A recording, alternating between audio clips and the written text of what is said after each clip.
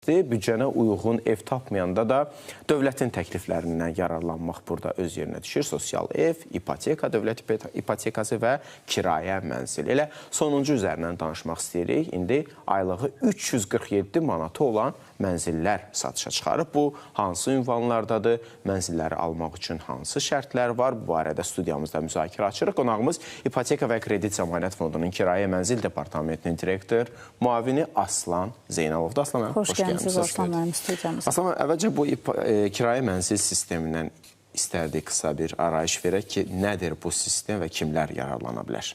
Çox sağ olun dəvətiniz üçün, sualınıza görə də minnətdaram. Bildiyiniz kimi kirayə mənzil mexanizminə 2020-ci ilin mart ayından start verilibdir və bu mexanizmin yaradılmasının əsas məqsədlərindən biri xüsusilə şəxsi yığımları yetərli olmayan vətəndaşların öz mənzil vəziyyətini yaxşılaşdırmasına yönəldilmişdir. Bugün bilirsiniz ki, kirayə mənzil mexanizmi 25 yanvar 2019-cu il tarixində Azərbaycan Respublikasının prezidenti cənab İlham Əliyevin fərmanı ilə yaradılıbdır və mexanizm 5 il ərzində uğurla davam etməkdədir. Əlbəttə ki, uzun illər ki, ölkəmizdə müxtəlif layihələr, vətəndaşların mənzil vəziyyətinin yaxşılaşdırılması istiqamətində müxtəlif layihələr icra olunur, tətbiq olunmaqdadır. Və belə olan halda əlbəttə bəzi layihələrin özünə dair xüsusiyyətlərin olması, prosedur qaydalarının olması, ilkin ödəniş tələbinin olması, bu kimi hallar həmin vətəndaşların mənzil vəziyyətinin yaxşılaşmasını məhdudlaşdırdı. Və həmin vətəndaşlar bir növ prosedurlara cavab vermirdilər, qiymətləndirmə tələbi misal üçün cavab vermirdilər və yaxud da ilkin ödənişləri olmurdu və nəticədə həmin vətəndaşlar mexanizmdən kənarda qalmış olurdular. Və belə olan halda bugün kirayə mənzil mexanizminin tətbiqi bir növ həmin vətəndaşların öz mənzil vəziyyətinin yaxşılaşmasına böyük köməklik göstərməkdədir. Və bu günlərin ilkin ödəniş tələbinin mexanizmdə olmaması və burada kirayə mənzildə bilirsiniz ki, ümumiyyətlə ilkin ödəniş yoxdur. Vətəndaşlar yalnız qabaqcadan aylıq ödənişin 12 mislini ödəməklə öz mənzil vəziyyətlərini yaxşılaşdırmış olurlar. Təbii ki, digər mexanizmlərdə olduğu kimi kirayə mənzildə də müəyyən tələblər var, yəni müraciətlərə dair. Bu günlərin kirayə mexanizmindən müraciət edən vətəndaşlar Azərbaycan Respublikası vətəndaşları mexanizmindən istifadə edə bilirlər. Müraciət anına yaşı 60-dan yuxarı olmayan, vaxtı keçmiş aktiv kredit öhdəliyi olmayan, eyni zamanda rəsmi gəlirlərə malik olan vətəndaşlar müraciət edərək mexanizmdən istifadə edə bilir.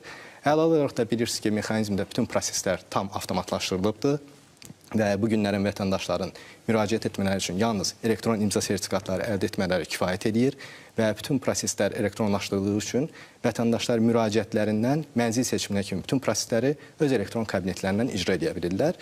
Və bunun üçün də biraz öncə qeyd etdiyim proseslər sadədir. Bunun üçün elektron imza əldə etmiş vətəndaşımız elektron ipoteka kredit zəmanət sistemində yaşayışdan saçma kirayə verilməsi bölməsinə daxil olur və öz elektron ərizəsini formalaşdırır və formalaşdıqdan sonra artıq müraciətini göndərə bilir.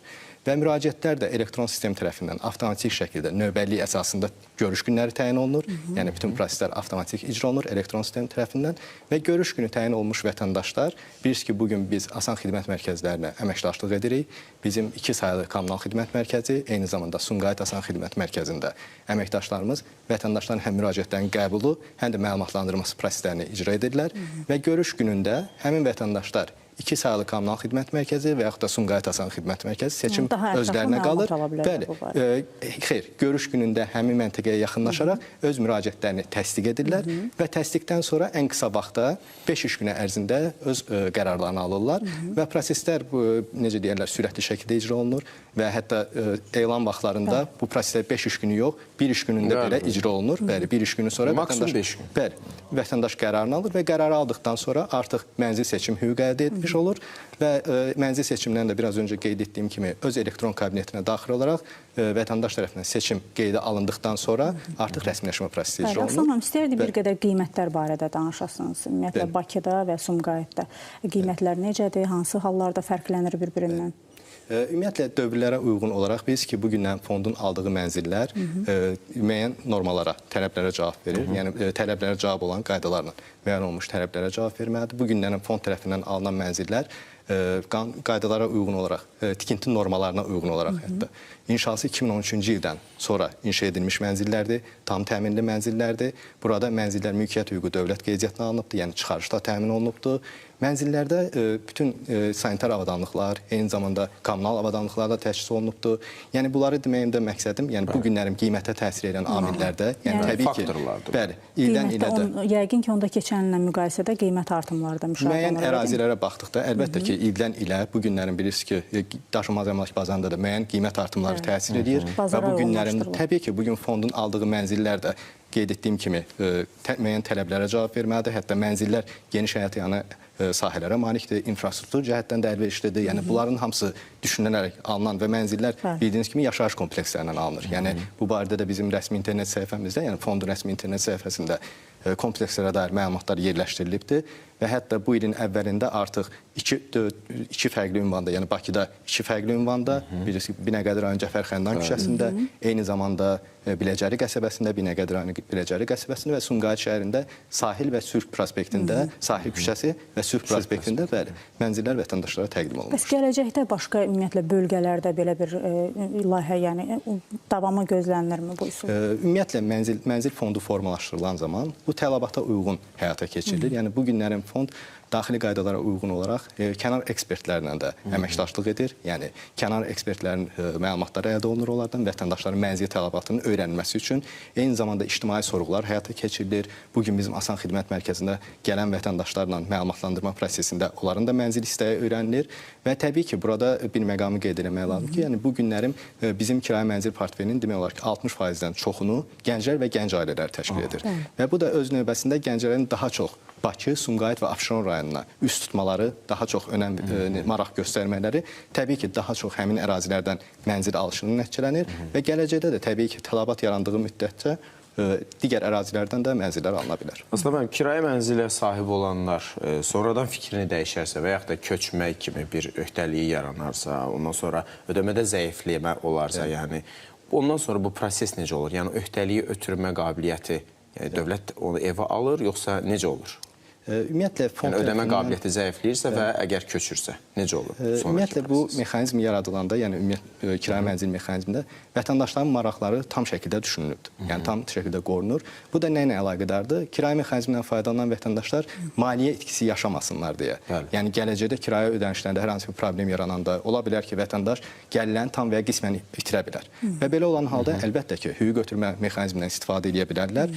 Təbii ki, bu halda da onların, yəni əgər itkiyə məruz qalıbsa, belə olan halda və niyyəti hüququnu ötürməkdirsə, belə olan halda təbii ki, onların gəlirlərin tam itirməsi və qismən itirməsi ilə bağlı təsdiqləyici sənədlər təqdim olunduqda və bunlar təbii ki, hamısı araşdırılır prosedurlar çərçivəsində və eyni zamanda hüquq ötürmək üçün yeni namizəd, hansı ki, vətəndaş onu özü tapır və fond bu məsələlərin heç birinə qarışmır. Yəni, hətta yeni namizədi belə vətəndaş özü, kirayəçi özü təqdim edir və həmin vətəndaşın da qiymətləndirməsi aparılır. Yəni, qaydalar çərçivəsində fondun daxili qaydalar, prosedurlara uyğundursa, qiymətləndirmə tələblərinə cavab verirsə, ödəmə qabiliyyəti varsa, artıq hüquq ötürmə prosesinə icazə verilir. Və eyni zamanda vətəndaşlar üçün restruksiyasiya imkanları da mövcuddur. Bu, maliyyə öhdəliklərinin güzəşt olunmasıdır. Misal üçün, bu günlərin vətəndaş öhdəliyini ötürmək niyyəti yoxdur, amma gəlirlərində hər hansı bir azalma ola bilər, müəyyən bir müddət və iş yerini itirə bilər. Və həmin şəxslər də, kirayəçilərimiz də fonda müraciət edərək, təbii ki, bu da qeyd etdiyim kimi hamısı yoxlanılır. Bəli, müəyyən aylıq ödənişlərlə müəyyən müddətə güzəşt olunur və aylıq ödənişlərini daha sonra düzəltdikdən sonra, yəni ödəmə qabiliyyətini düzəltdikdən sonra normal qaydada yenə də aylıq ödənişlərini ödəməyə davam edir. Bəs ödəniş gecikərsə onda necə mənzil hüququnu itirirmi vətəndaş? Ümumiyyətlə qeyd etdiyimiz kimi bu halların yaradılması, yəni hüquq ötürmə halının yaradılması, resursiyası imkanları, yəni bunlar hamısı vətəndaşların maraqlarına yönəlik yaradılmışdır və bu imkanlardan istifadə edib tamamilə düzdür. Bunlar tam araşdırıldıqdan sonra qərar verilir. Qaynar xəttdə bir müraciət var. Vətəndaş satış elanından sonra ev sistemi üçün müraciət edib, amma ona bir aydan sonra görüş təyin olunub. Bu proses necə tənzimlənir? Bəs sonra da gecikmə olmurmu? Yəni bir aydan sonra mənzil bəlkə qalmaz. Ümumiyyətlə kirayə mənzil mexanizmi davamlı prosesdir. Yəni bu ilin özündə bir neçə dəfə yeni mənzillər satışa verilir. Satışa demək kirayə məqsədilə təqdim olunubdur. Yəni bu proses davamlı olduğu üçün və bu günlərin bilirsiniz ki, müraciət sayı çoxdur. Kirayə mənzil mexanizminin son dövrlərdə maraq daha da çoxalıbdır və bu müraciətlərin çoxluğu da təbii ki, elektron sistem tərəfindən avtomatik şəkildə görüş günləri təyin olunur və həmin şəxslər də əslində qərarlarını alanda, misal üçün bir ay sonraya belə təyin olunanda həmin müraciət, həmin şəxslər qərarını alandan sonra yeni elanlarda həmin şəxslər də iştirak edə bilirlər. Yəni bu, onların müraciətinin itkisi deyil. Əslində, onlar artıq öz növbəsini götürmüş olurlar və yeni elanlarda artıq iştirak etmiş olurlar. Tamamilə düzdür. Yəni bu günlərin də bilirsiniz ki, bizim yeni elanımıza uyğun olaraq 17 oktyabr tarixində bəli, Sumqayıt şəhərində Sülh prospektində yeni mənzillər təklif olunacaq və artıq seçim hüququ olan Yəni həmin şəxslər həmin necə deyirlər, mənzillərdən seçim etmə imkanı əldə etmiş olacaqlar. Bir sual da var. Bir vətəndaş bir neçə dəfə bu kirayə mənzili mexanizmindən istifadə edə bilərmi? Mövcud qaydalara uyğun yəni, alıbsa olaraq yenidən. Bəli, mövcud qaydalara uyğun olaraq 2 dəfə kirayə mexanizmindən istifadə edə bilir. Yəni aktiv 2 müqaviləsi ola bilər. Yəni qaydalar mövcud, bəli, icazə verir. Ümumiyyətlə bəs bu sistem ümumi kirayə mənzil bazarına necə təsir eləyir? Qiymətlərdə stabilləşməyə təsir edirmi və yaxud da bir başqa formada? Ümumiyyətlə qeyd etmək lazımdır ki, bu günlərin kirayə mənzil mexanizminin özü biraz öncə də qeyd etdiyim kimi bu qiymətlər ilkin bazardan alınır, yəni mənzillər. Bazara uyğun təbii ki, bu qiymətlər də formalaşır və bizim də bu günlərin kirayə verdiyimiz mənzillərin üzərinə, yəni aldığımız mənzilin üzərinə müəyyən xərclər əlavə olunur. Yəni bu da qaydalarda öz əksini tapır və həmin xərclər əlavə olunmaqla aylıq ödənişlər formalaşır və bunu da nəzərə almaq lazım ki, bu mexanizm uzun müddətli təklif olunduğu üçün, yəni adi mənzil alışından fərqlidir. Bu günlərin misal üçün siz hansısa bir digər bir ipoteka yolu ilə və yaxud da misal üçün daxili kredit yolu ilə əmlak əldə edə bilərsiniz. Eyni zamanda kirayə bu seçim artıq vətəndaşın özünə qalır. Və təbii ki, hər bir mexanizmin özünə uyğun aylıq ödənişləri müəyyən olunur, özünə uyğun qaydalara olduğu üçün, yəni qiymətləri ona görə dəyişə bilər. Bəli, dəyişə bilər. Hansı hallarda bəs kirayə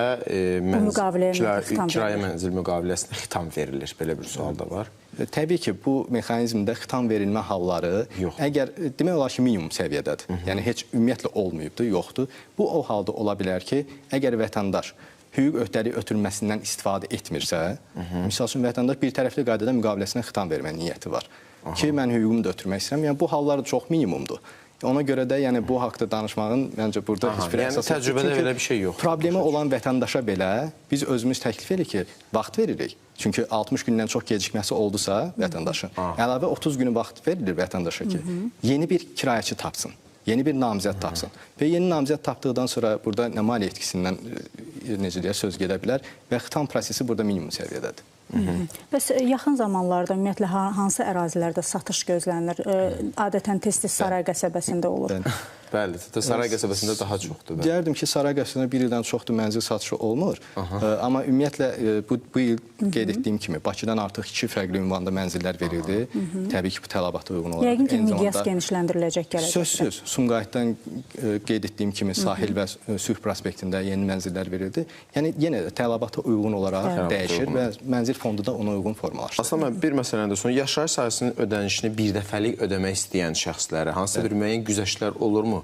Bəli, ümumiyyətlə vətəndaşlarımız güzəşt imkanlarında yaradılıbdır, yəni istifadə edə bilirlər. Bu günlərin hər bir kirayəçinin öz elektron kabinetində güzəştin hesablanması kalkulatoru var.